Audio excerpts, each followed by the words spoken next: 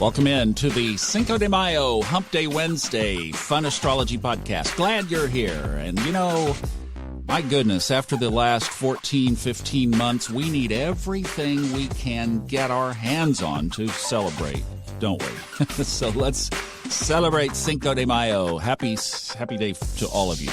All right, let's jump into the forecast for today. And I've got a listener question that is great. Today we have some minor aspects that, again, all hit in the morning. So by 8:17 this morning Eastern Time, Jupiter and Uranus are trying to work together. I'm just going to say the planets because these aspects are, first of all, there's so many today, and these aspects are mostly minor. So just realize what activities are going on up in the sky. Jupiter and Uranus, they're trying to work together. Uranus and the north and south nodes are trying to work together. Chiron and the nodes are trying to work together. And Saturn and Mars are in an aspect together as well. Again, most of them minor, so we typically don't even mention these, but I think there's so much of an interesting tapestry there that it's worth mentioning. Now, the Chiron north and south nodes, that's a trine and a sextile, so that's more major. So really we could build the picture around the Chiron nodes aspect. And what we could pull from that is it would be a great day for Lord Karma to come knocking on the door. And in fact, as we look at today's keywords, the number one keyword that I see kind of across the top of the day is change. And that would fit exactly what we've talked about. Also crisis and purpose, encounter, determination, effort, work, joy, those are all intermixed through today.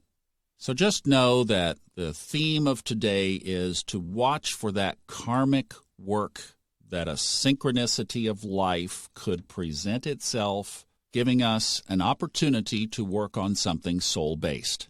The rest of the chart is quiet, so I thought it would be a great time to check in with Samantha with a great listener question. Hi, Thomas. This is Samantha from Oregon. I was looking over your sample charts and thank you for sharing yours, by the way. But I was looking over the one for Oprah, and my daughter said, Mom, did they know it was Oprah before they actually did her horoscope for her? And I thought that's a good question, so I thought I'd ask you. And also, how do you feel about the accuracy of yours? That's about it, actually. I'm very curious. I thank you so much for everything you do. I'm so impressed with your easy-to-follow website. I'm trying to do the same thing myself. And you've encouraged me to just learn this last year a little bit about astrology. And now I'm just heading into it, full blaze ahead, thanks to you. Okay, thanks a lot. Bye-bye. Thank you so much, Samantha. And, it's the kind words like that that just keep the machine running. I can't tell you how much I appreciate that. So thank you, Samantha. Now, what she's referring to are the reports that are now on funastrology.com. Specifically, she's referring to the natal report, and the example of the natal report is Oprah Winfrey. So let me tell you how these astrological reports that are computer-generated, how they work. There are a few websites around where you can go to get these.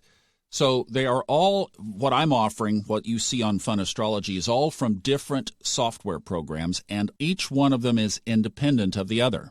So if you order one of those reports, I have to manually create them, and then you need to manually check my work and make sure the birth date is accurate.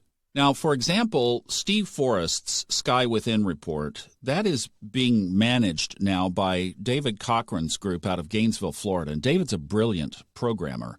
But how that one creates the tapestry of the report is really phenomenal programming and writing. So if you think about 10 planets and luminaries, 12 signs, 12 houses, and some aspects, Steve Forrest had to sit down and write something for every one of those. Wow. That's a massive amount of work. And then David, through his programming brilliance, weaves them together. And the Sky Within, I can tell you from what I experienced narrating the Elements series audiobooks and having the Sky Within report, that's pretty much, if you were to sit with Steve for a reading, which has a 7-year wait list, that's about what you would get is in the Sky Within. I mean, there would be more, obviously, but I'm just saying it's a whale of a foundation for $25. So in all of these reports, astrologers have sat down and pulled their best interpretation of the various elements in the chart that they are addressing. Now, that natal report that shows Oprah, so the answer to the question, Samantha, is, well, they just put Oprah's birth date in, and then the software combined all of the elements. So did they know they were creating a chart for Oprah Winfrey? Yes. Did they know how all of their already written interpretations would combine? No. That was completely driven by the programming. So you have to remember, in any astrological interpretation, it involves a human being.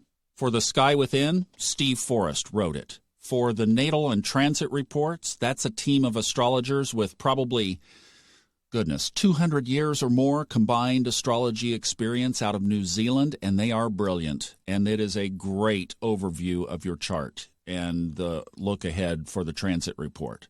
The Astrodyne, that's a different deal. There's a whole history of that I won't go into here, but I put a link to more history in the product there so you can see it. But this is why whenever you order a report or whenever you get a reading, you are tapping into that person's eye on your chart. And that comes with all of their biases, all of their experiences, all of their training and background, all of the things that they bring to season the interpretations as they sit and look at the various elements in that chart. If you're getting a live reading, obviously how they're feeling that day is going to be a part of that reading. And this is why I think it's important to keep learning how to interpret a chart and how to synthesize a chart. And that's why I have gotten the message so clearly, and I'm going to work on this course that will be launched very soon, that we will be able to, I will put it all together. It'll probably be a 2-part deal, learning the basics and then synthesizing. My goal is to help you at least be able to sit down and look at your own chart at any given time and be able to play the piano. And then, now once you know that, would you ever need to get another reading? I think when certain life events cross our path or certain things are going on that you would like somebody else's take on, absolutely. So those reports are the collection that I use and I have, and I refer to them in my own chart frequently. I'll go back to those because they are a base of information that I think is absolutely worthwhile.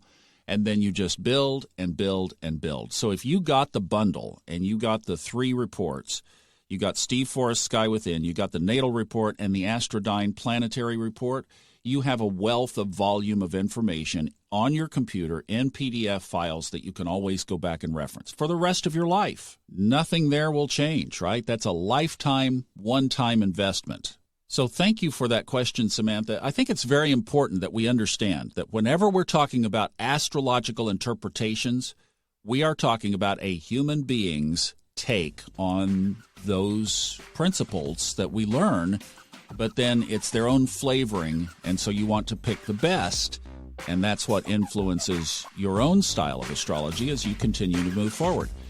The thing that I love too, thank you for taking up astrology because of this podcast. That makes it all worthwhile. Happy Cinco de Mayo, and we'll see you again tomorrow. Bye-bye.